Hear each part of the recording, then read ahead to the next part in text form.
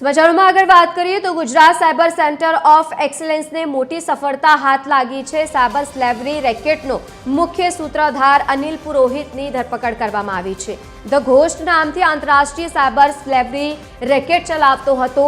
માનવ તસ્કરી અને સાયબર ક્રાઇમના ગંભીર ગુનાનો પર્દાફાશ કરવામાં આવ્યો છે। આ વચ્ચે તમને જણાવી દઈએ કે જે રીતે હર્ષ સંઘવી દ્વારા તમામ તેને લઈને સત્તાવાર માહિતી પણ આપવામાં આવી।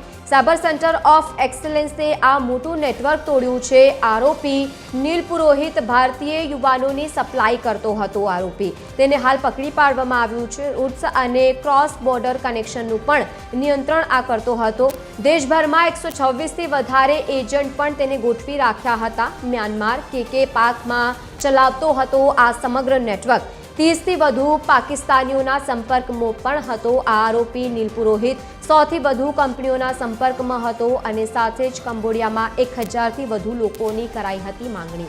તો આરોપીએ લોકોની સપ્લાયની બાંહેધરી પણ આપી હતી। આરોપી વ્યક્તિ દીઠ 2 થી $4,500 કમિશન પણ લેતો હતો। આરોપી નીલ પુરોહિતના 14 દિવસના રિમાન્ડ હાલ મંજૂર થયા છે। ધ ઘોસ્ટ તરીકે કામ કરતા આ નીલ પુરોહિતને મલેશિયા ભાગી જવાની ફિરાકમાં હતો અને એરપોર્ટ પરથી અરેસ્ટ કરવાની કામગીરી કરી છે। ધ ઘોસ્ટને આજ સુધી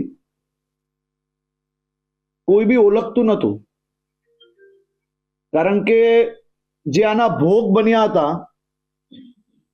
એ કોઈ બી ધ ઘોસ્ટને નીલ પુરોહિત તરીકે ઓળખતું નહોતું અને આ ગુનેગારે ક્યારેય ભારતીય ટેલિકોમ કંપનીના સિમ કાર્ડનો ઉપયોગ કર્યો નથી કે કોઈ બી વિક્ટિમ્સે આનો ચહેરો નહોતો જોયો। એટલે છેલ્લા અનેક વખતથી આ એક પછી એક ષડયંત્ર રચવામાં એને સફળતા